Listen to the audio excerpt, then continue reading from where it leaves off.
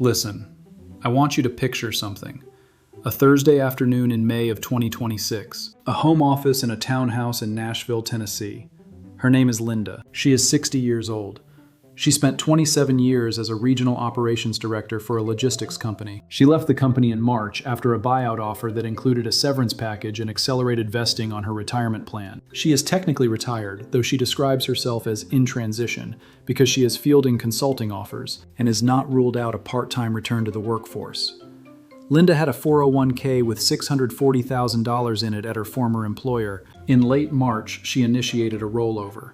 Not a direct trustee-to-trustee transfer, an indirect rollover, where the 401k plan administrator issued a check made payable to Linda personally, withheld 20% for federal tax under the mandatory withholding rules that apply to indirect rollovers from qualified plans, and sent her the remaining 80%, with instructions that she had 60 days to deposit the full amount into a new IRA, including the withheld 20%, into a new IRA to avoid the distribution being treated as taxable income. Linda received a check for $512,000, representing 80% of her $640,000 balance after the mandatory 20% federal withholding of $128,000. She deposited the $512,000 into a new IRA at Fidelity within the 60-day window as instructed. She did not deposit the additional $128,000 that was withheld because she did not have $128,000 in outside cash readily available to make up the difference and complete the rollover at the full $640,000 amount.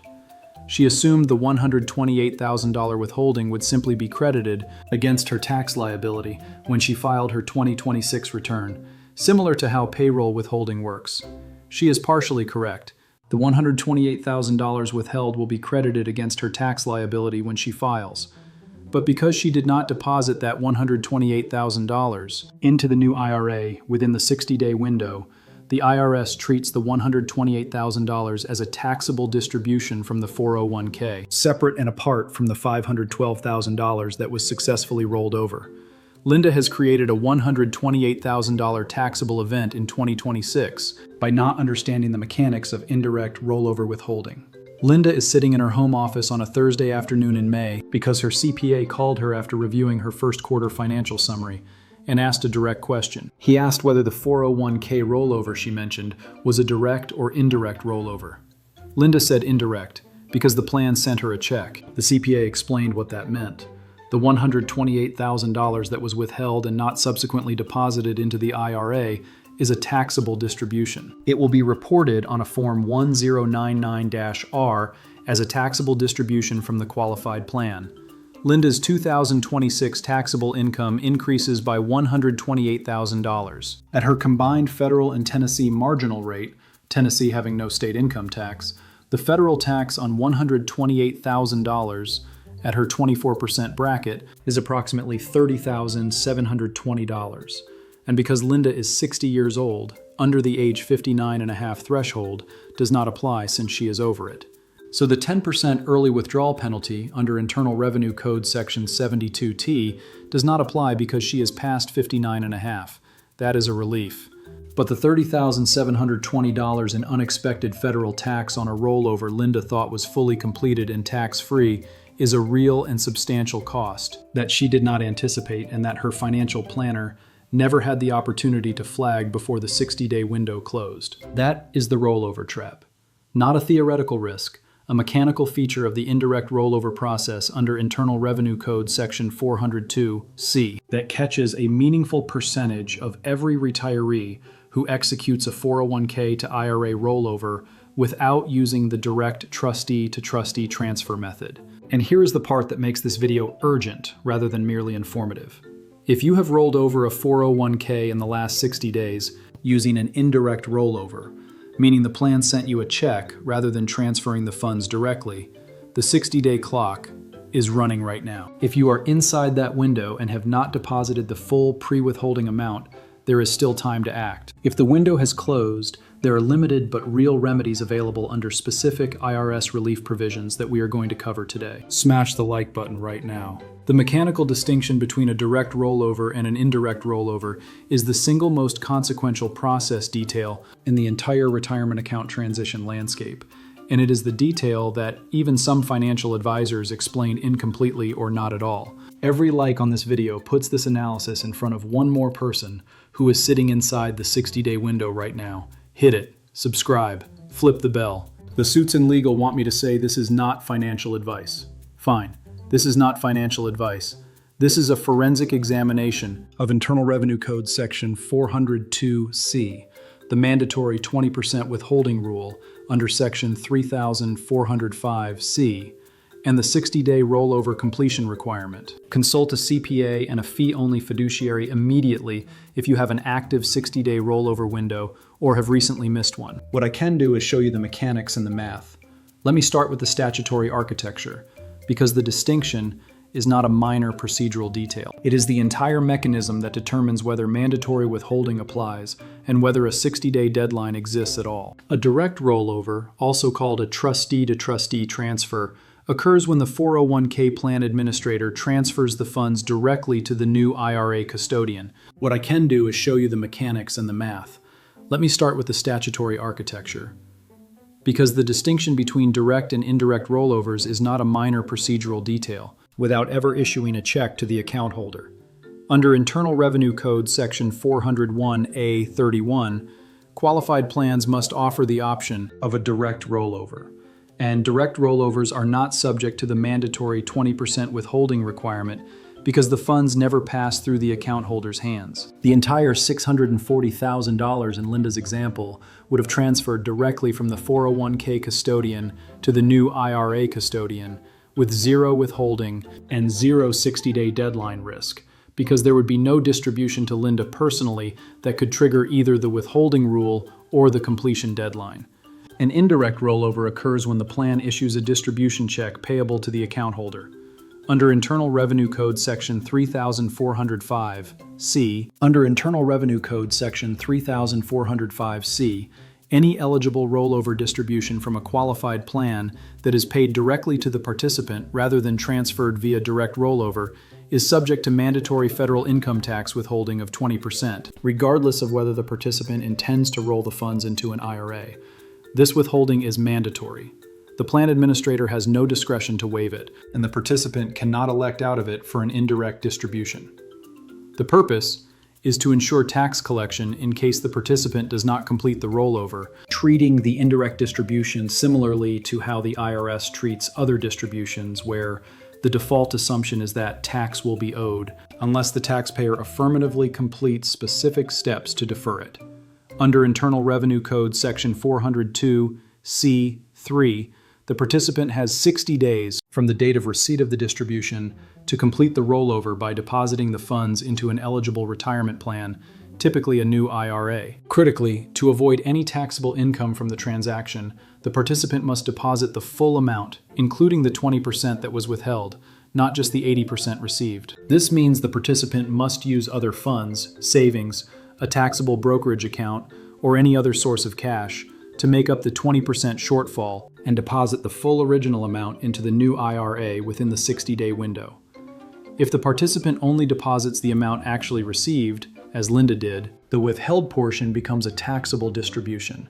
The participant does eventually get credit when filing their tax return, the same way W-2 withholding is credited against the final tax liability. But the underlying $128,000 is treated as ordinary taxable income in the year of the distribution, generating an actual tax liability at the participant's marginal rate, not merely a withholding credit that nets to zero. Let me model this precisely for Linda's situation to make the mechanism unambiguous.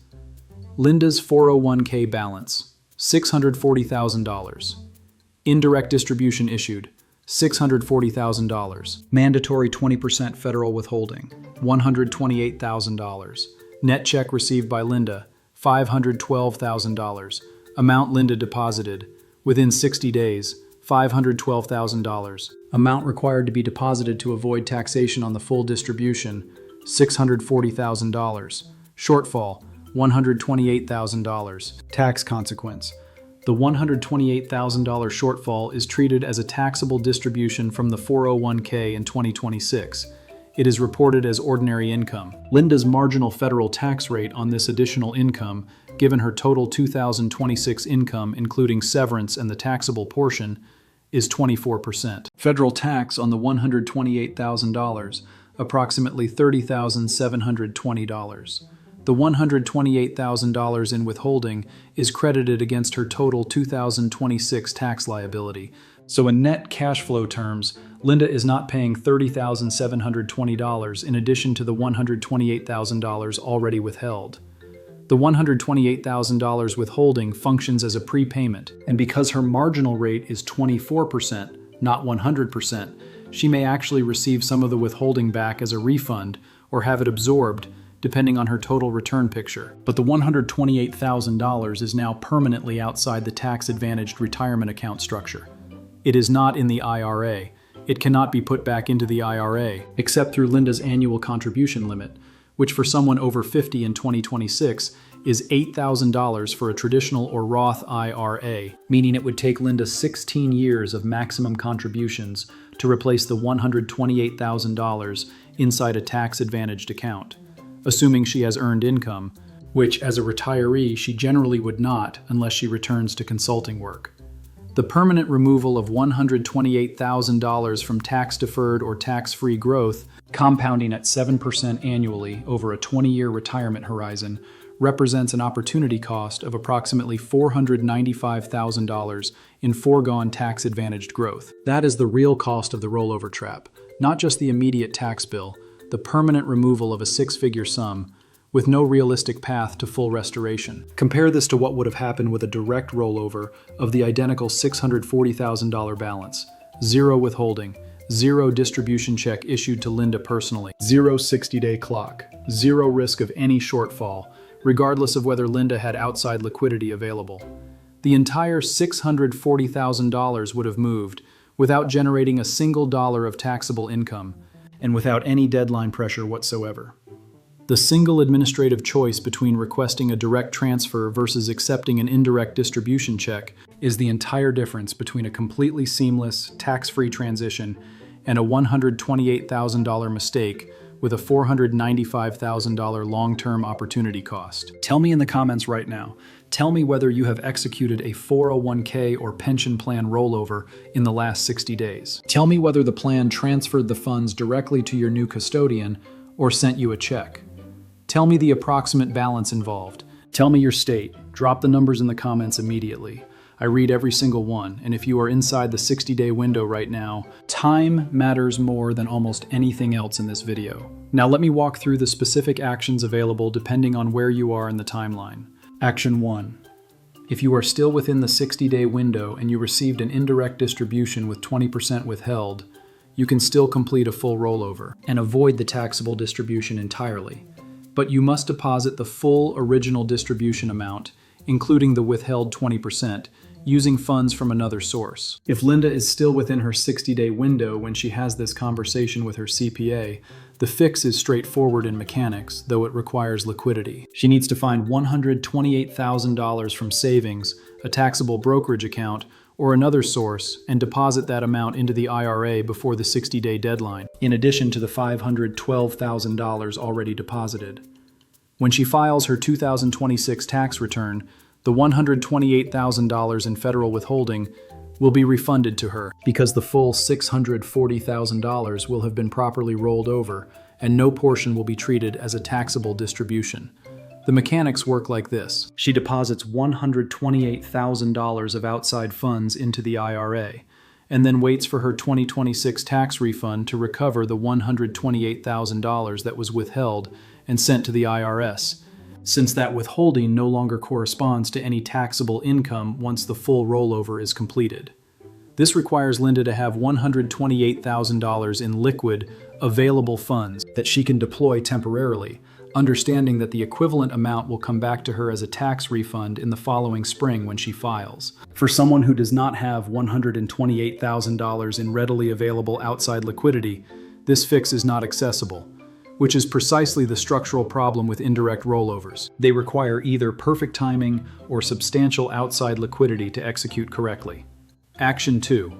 If the 60-day window has already closed and you did not deposit the full withheld amount, the primary remedy is a self-certification procedure under Revenue Procedure 2020-46, which allows taxpayers to claim a waiver of the 60-day rollover requirement under certain enumerated circumstances, without needing to apply for a private letter ruling, which is expensive and time-consuming. The self-certification procedure allows a taxpayer to complete a late rollover beyond the 60-day window and certify to the new IRA custodian that one of 11 specific circumstances listed in the revenue procedure caused the delay, including circumstances such as financial institution's error, a delay caused by death or serious illness of the taxpayer or a family member, postal error, the distribution being misdirected, or other circumstances substantially similar. If Linda's failure to complete the full rollover was simply due to not understanding the withholding mechanics, this specific reason is not explicitly listed, which raises a genuine question about whether self-certification is available in a pure misunderstanding scenario, as opposed to an external circumstance. This is a critical nuance that requires consultation with a tax professional, because self-certifying for a reason that does not genuinely qualify exposes the taxpayer to IRS challenge, even though the IRA custodian may accept the self-certification at face value when it is presented. Action 3.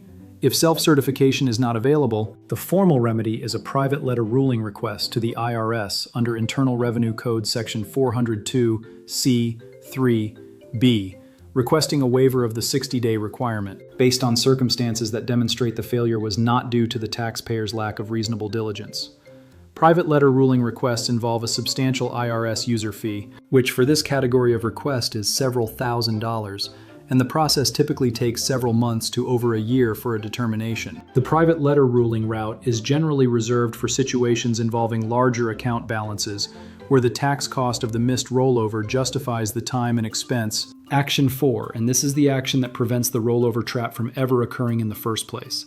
For any future rollover of a 401k, 403b, or other qualified plan balance, always request a direct trustee-to-trustee transfer rather than an indirect rollover. When initiating the rollover, explicitly instruct the 401k plan administrator to send the funds directly to the new IRA custodian, not to issue a check payable to you personally. Most major plan administrators have established direct rollover processes specifically designed to avoid any check ever being issued to the account holder, eliminating both the mandatory withholding requirement and the 60-day completion deadline entirely. If a check must be issued for any administrative reason, request that it be made payable to the new IRA custodian for the benefit of your name. A check made payable to the custodian for your benefit, even if it physically passes through your hands, is still treated as a direct rollover for tax purposes, and is not subject to the mandatory 20% withholding, because the funds are never legally available to you for personal use. This single distinction determines everything. Before the geographic dimension, let me address one more layer of this trap that catches even people who understand the withholding mechanics. The 20% mandatory withholding under Section 3405C applies specifically to eligible rollover distributions from qualified plans like 401ks, 403bs, and pension plans. It does not apply to distributions from IRAs. This creates a counterintuitive trap for someone who has multiple old 401k accounts and an existing IRA, and decides to consolidate everything by first rolling each 401k into their personal bank account as an indirect distribution, planning to combine all the funds in a single transaction. Each separate 401k distribution triggers its own independent 20% withholding and its own independent 60-day clock. If Linda had 3 old 401k accounts, she would be managing 3 separate 60-day windows and 3 separate 20% withholding shortfalls simultaneously. The consolidation strategy that seems administratively simpler actually multiplies the rollover trap risk by the number of separate qualified plan distributions involved. The correct consolidation approach is to execute separate direct trustee-to-trustee transfers from each old 401k directly to the same destination IRA, never taking personal receipt. Now let me give you the geographic dimension, because while the federal rollover rules apply uniformly nationwide, the state tax consequence varies significantly. In Tennessee, where Linda lives, there is no state income tax on ordinary income, meaning the $128,000 taxable distribution generates federal tax only. approximately $30,720. In California, the same $128,000 taxable distribution would generate federal tax plus California state income tax at rates reaching 9.3% to 10.3%, adding approximately $11,900 to $13,184, bringing the combined federal and California cost of the rollover trap to approximately $42,620 to $43,904. In New York, state income tax adds approximately $8,768, bringing the combined cost to approximately $39,488. In Florida and Texas, both having no state income tax, federal tax consequences identical to Tennessee, approximately $30,720, with no state tax amplification. The geographic dimension matters significantly for retirees in high-income tax states, where the cost compounds the federal tax consequence, where the cost of a missed 60-day deadline compounds the federal tax consequence, with a substantial state tax consequence on the same erroneous taxable distribution. Now let me give you the 5-step action sequence for anyone who has executed or is about to execute a 401k or qualified plan rollover. Step 1. If you have not yet initiated a rollover, contact your new IRA custodian first, before contacting your former employer's plan administrator. Request their direct rollover instructions. Step 2. When contacting your former employer's plan administrator, explicitly use the words direct rollover or trustee-to-trustee transfer. Confirm in writing, via email if possible, that the funds will be transferred directly without any check issued to you and without any mandatory withholding applied. Step 3. If you are currently within an active 60-day window, calculate immediately the full original distribution amount before withholding, determine the shortfall, and assess whether you have access to outside liquidity. Act on this within days, not weeks, because the 60-day clock does not pause for any reason once the distribution has been issued. Step 4.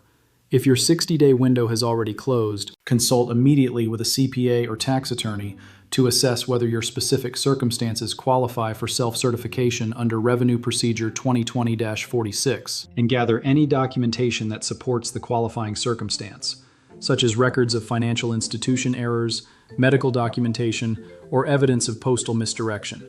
Step 5. For any future retirement account transitions, build a standing personal policy that every single transfer is executed exclusively as a direct trustee-to-trustee transfer, with 0 exceptions, regardless of how the receiving or sending institution frames the process.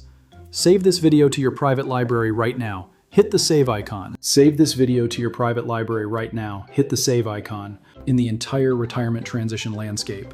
And it is the detail that happens specifically because the mechanical difference between a direct and indirect rollover sounds like a minor administrative detail until you are the one staring at a 1099-R, reporting $128,000 of taxable income you never intended to create.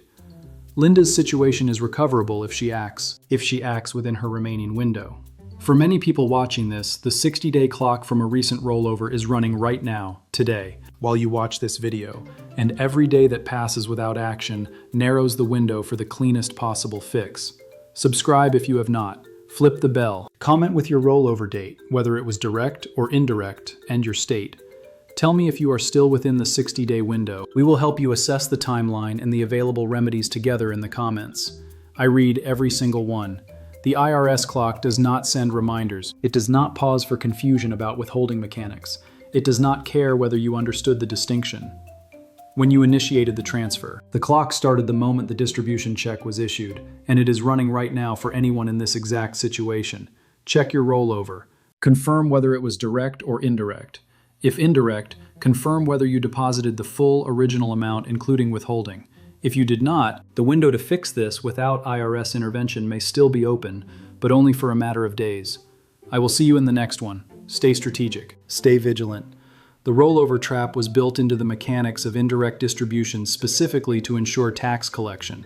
Know which kind of rollover you executed. The difference is worth 6 figures.